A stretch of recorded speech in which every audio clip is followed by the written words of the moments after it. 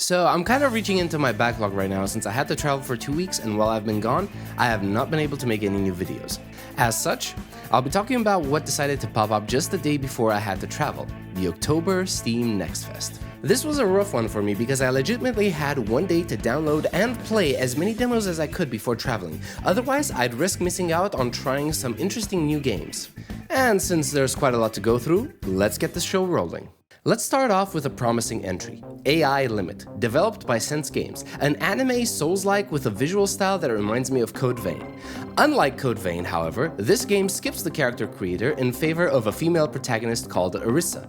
It seems AI Limit is no longer asking, you will be converted to the ways of the waifu. I was surprised by how well the game felt to play immediately after starting the demo. It's not perfect, as combat can feel clunky in some places, but I was quickly hooked in by the gameplay loop. AI Limit doesn't do much to change the Soulsborne formula. You have your souls, your bonfires, your weapons that scale off of specific stats, but it also brings one interesting change. There is no stamina. And I don't mean just outside of combat. You can sprint, dodge, and attack as much as you like without ending up exhausted. Instead, what you do have is this sync rate bar above your HP. This works as both a mana pool and a stagger bar. You use your sync rate whenever you use weapon skills, block, or cast spells. You also lose sync rate if you get hit by enemy attacks, and if you lose it all, then you'll end up staggered, giving enemies the opportunity to wail on you. You can recover your sync bar by hitting enemies with attacks or by successfully parrying. I like this new system as it urges you not to turtle up, but instead try to aggressively regain your momentum after getting hit, much like Bloodborne. I am definitely looking forward to this game, especially since I found myself trying to forcefully pull myself away from AI Limit to continue my exploration of other demos due to the limited amount of time at my disposal. If you're looking for something a little more laid back, then Blue Brain Games has you covered with the House of Tesla. You'll be spending your time figuring out the brain-teasing puzzles of the great visionary Nikola Tesla to make your way further into an abandoned facility. What we'll find there is anyone's guess, but I've always been looking for 3D puzzle games like these ever since I was completely enraptured by the Room series on the iPhone all those years ago. Sadly, if you're eager to try the House of Tesla, you'll have to wait a bit, as the planned release date for it is sometime during 2025. This entry has a certain charm to it that I can't really place my finger on. It's a 2.5D side-scrolling action RPG game with Metroidvania and Souls-like elements courtesy of the Primal Games studio. In this demo, you play as an Inquisitor on the hunt for a particular witch. On your quest, you'll encounter a varied cast of characters that you must aid to further your own goals. I did experience a few instances when the game froze for a couple of frames, which did annoy me a little, but I'm sure these issues will be ironed out by the time the game releases. The game promises 6 classes, each with their own branching talent trees, as well as the possibility of mixing classes. The gear you find doesn't seem to be randomized, so there won't be any need to farm for the perfect stat drops on your weapon or armor. Each weapon has its own moveset, as you can expect from these types of games, and of course, the stamina system is back, accompanied by an adrenaline bar that allows you to execute some special attacks. Complete quests, level up, invest in your vast talent tree to power up, recruit merchants to your cause to unlock various features like crafting and enchanting, and then mow down anyone who dares to stand in your path with steel and fire. I can safely say this demo earned a spot in my wishlist. Want a noirish cyberpunk detective story? Then why not take a look at Neon Blood from Chaotic Brain Studio? You play as Axel McCoy, a former police detective who finds himself embroiled in a hidden plot threatening this city of neon. You'll encounter characters from all walks of life as you investigate, talk, or scrap your way to the answers you need in this 2.5D adventure game. Investigate crime scenes, interrogate witnesses, follow leads, and if things go south, engage in turn-based combat to deal with any undesirable elements. Neon Blood also has some really nice animated cutscenes, so if that's your thing, consider giving it a closer look before it comes out on the 26th of November. What happens when Overwatch, Fortnite, and Battlerite decide to get freaky and have a baby together? You get Supervive, a PvP top-down, skill-shot-focused, hero-based battle royale MOBA developed by Theorycraft Games. Whew, those were a lot of words. If you're looking for some high-octane PvP action, this might just be the game for you. Grab your squad and drop into this 4v4 battle royale with multiple heroes to choose from, all fulfilling different roles such as fighter, initiator, frontliner, protector, and controller. Gather resources and items while on the map, level up to upgrade your skills, and make sure not to fall off a cliff as you strive to bring home the win. The main game mode is a 40-player battle royale with 4 or 2 players per team, but there's also a 4v4 arena mode as well as special event modes that will most likely be part of some battle pass or other live service model. There's also the addition of a few interesting mechanics like gliding, a soft level cap that can be broken depending on what players do during the match, as well as base camps that can be captured on the map, offering various benefits. The game is highly skill shot focused. None of the heroes I've had the chance to try out had any abilities that could lock onto enemies. All of them had to be manually aimed and fired, which means in the heat of battle, you'll have to lead your shots as you predict where the enemy will be once your skill reaches them. Definitely one game that's for the players who want to showcase their skills as well as their team cohesion during a match. You can get your hands on Supervive on the 20th of November when the open beta is in full swing. If I told you to imagine Valorant with an over-the-shoulder perspective, then you'd get a pretty good idea of what to expect with this next entry. Since we're on the subject of PvP games, let's take a look at Strinova, a third-person hero shooter MOBA developed by iDreamSky, boasting a lot of attractive anime characters. Wait. I need to use the proper terminology. Boasting a lot of attractive husbandos and waifus with a severe imbalance in favor of the waifus. When I checked, the game had a selection of 12 female characters and only 3 male characters. Those guys must be having the time of their lives. Anyway, I got sidetracked for a second. Choose one of these paper-thin characters and hop into a match with various game modes like Team Deathmatch and Escort the Payload. I'm not calling these characters paper-thin because they don't have any personality, I'm calling them that because they're literally paper-thin. For some reason, every character in this game is capable of becoming a 2D piece of paper, which makes them very hard to hit. I find this mechanic to be something straight out of Looney Tunes, and I'm eagerly expecting Wile E. Coyote to pop out and paint a tunnel for me to run through. Imagine you're in this intense gunfight, and suddenly your enemy just turns 2D to dodge your bullets. It's so cartoonishly stupid, and yet I love it at the same time. You can also use your 2D shifting ability to glide through the air like a paper airplane, or to stick to walls and climb up them. I guess these heroes learned how superior the 2D world is over the 3D one. Each hero has their own abilities and loadout, like hurling a bear at your enemies. Weapons can be modified with different perks such as increased headshot damage or magazine capacity, so there are quite a few ways to customize your playstyle. The one thing that makes me raise an eyebrow is the monetization. Strinova seems to not only have a battle pass but a gacha system as well. From what I've been able to see, however, these will only impact the cosmetic side of things. They also have locked heroes that will need to be unlocked either by playing the game or by buying them outright. And of course, in true gacha fashion, be prepared to be called the Navigator from now on, because every gacha needs to have a generic title for the protagonist so people start feeling parasocially attached to their characters. Also, don't forget to log in every day for your login rewards, and also raise your relationship with this one girl in the main menu to unlock even more extra goodies, even though I honestly don't know why she's there to begin with. The story side of Strinova doesn't seem to be present in the demo, so your guess as to why any of this is happening is as good as mine. But hey, you've got cute characters fighting each other to the death, and in the end, do any of us need anything more than that? Another man's trash is another man's treasure. Or in this case, another goblin's treasure. Welcome to Trash Goblin, developed by Spilt Milk Studios, a cozy game where you take care of your shop that deals in finding discarded items, sprucing them up, and selling them for a profit. You can even combine these spruced up items to create new and unforeseen works of art that will wow your customers. This is the type of game you'd pick up on a rainy Sunday where you huddle up with your blanket and a hot cup of chocolate and just while the hours away.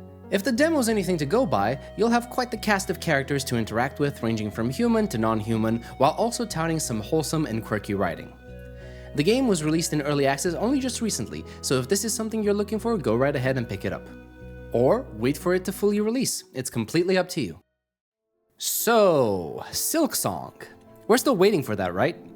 Well, while we wait, we've got Symphonia to please us both visually and audibly. Developed by Sunny Peak, this is a non-violent platformer where you embody a mysterious and stylish violinist named Philemon, whose purpose is to bring back to life the dormant and musical land of Symphonia.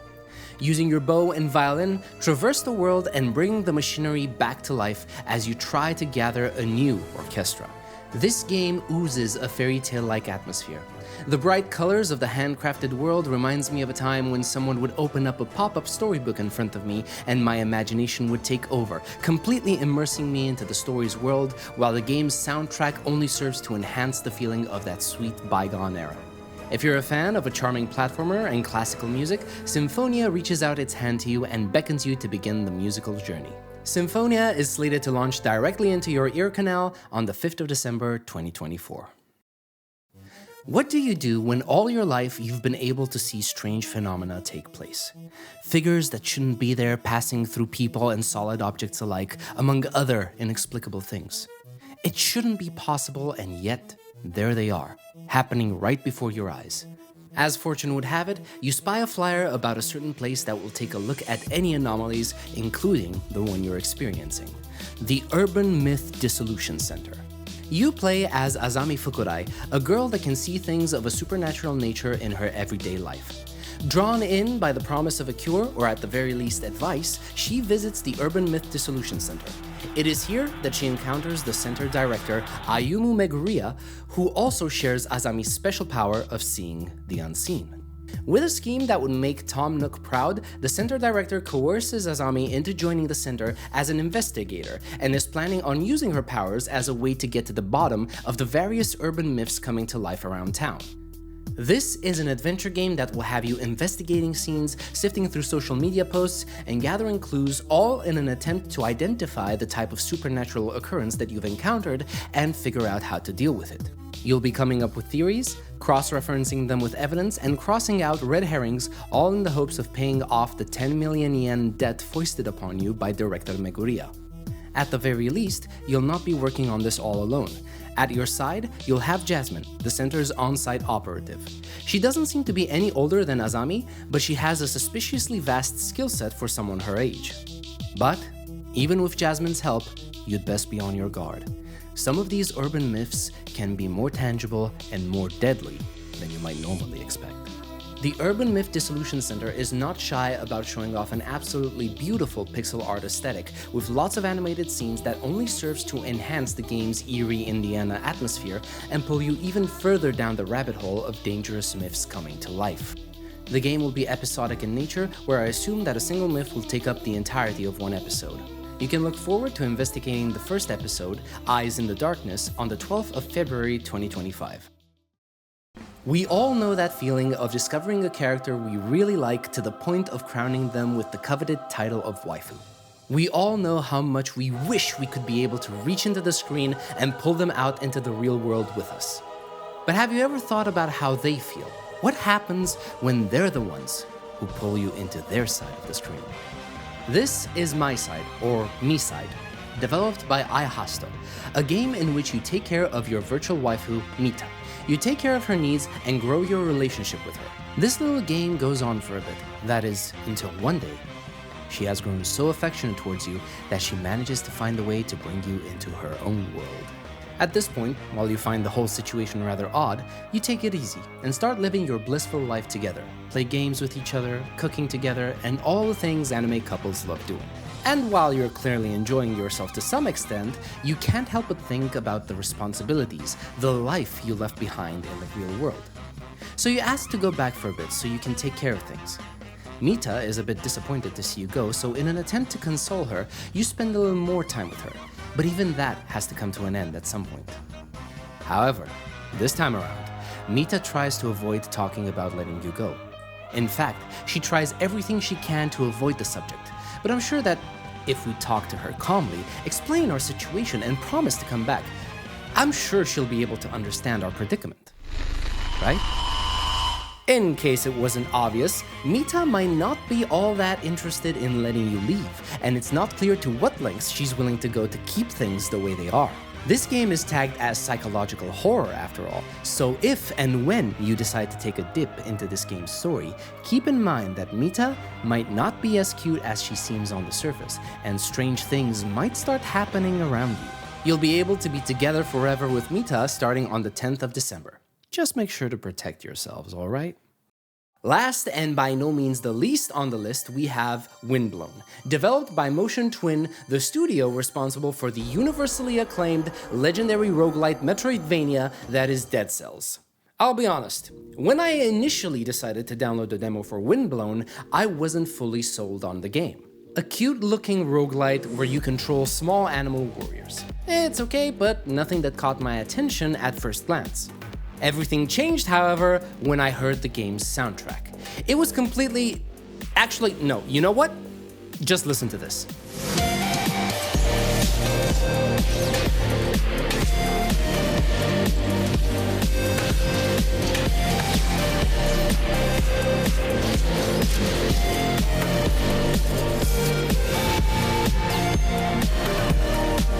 The second I heard this, I was hooked. There was something about this song that gave me a familiar sense of freedom and wanderlust, and after researching the matter, I completely understood why. The composer of Windblown's OST is Danger, an artist that handled the music for two other games I massively enjoyed, which are Fury, a neon Afro-Samurai-inspired twin-stick shooter, and Haven, a simple RPG about two runaway lovers trying to find peace away from a system that will dictate their fate. Once hooked by the OST, I was locked in. I was ready to sink my teeth into this game as hard as my jaw muscles could muster, and it was a ride and a half. Windblown is a top-down roguelite that has no time to mess around. Quite literally, in fact, as the moment you start the game, you're immediately taught how to zip around the map faster than Sonic racing to foil Eggman's plans. You'll run around the multiple floating islands in the game, encountering enemies and finding all sorts of events that will upgrade your character or weapons. If you end up dying, you'll be able to return to base and use whatever loot you earned to unlock new features that will directly aid in your next run. Your goal is to complete the biome without dying, which won't be as easy as it sounds, but don't worry, you can bring help. Yes, this roguelite allows for 3-player co-op, so bring your friends, load yourselves into a cannon, and fire yourselves into the giant tornado for loot and glory. Or go at it lone wolf style if that suits you better. Windblown is already out in early access right now, and it's a prime candidate for a review from me, but I need to actually sit down with it first. I know some people look at early access with skepticism, but considering these are the developers of Dead Cells who already have a good track record when it comes to early access titles, I think it's safe to say that Windblown will be shown the same love and care. Now, I know I said the game looks cute, but their early access launch trailer made me question whether things actually are the way they look in this game. I have no idea what to expect from the story, but this trailer turned dark real fast. You've got your friends dying while you fight. The overwhelming sadness and rage kicks in, turning you into a... You know what, never mind, just look at this.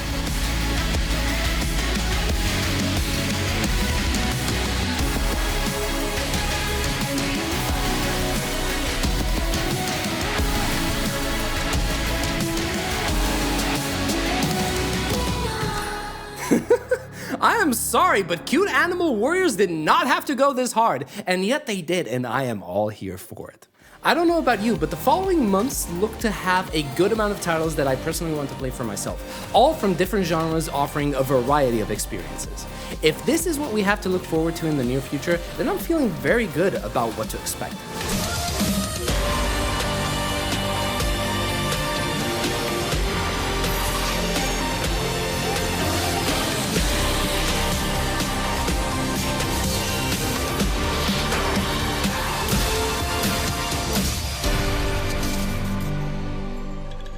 I hope you enjoyed the video.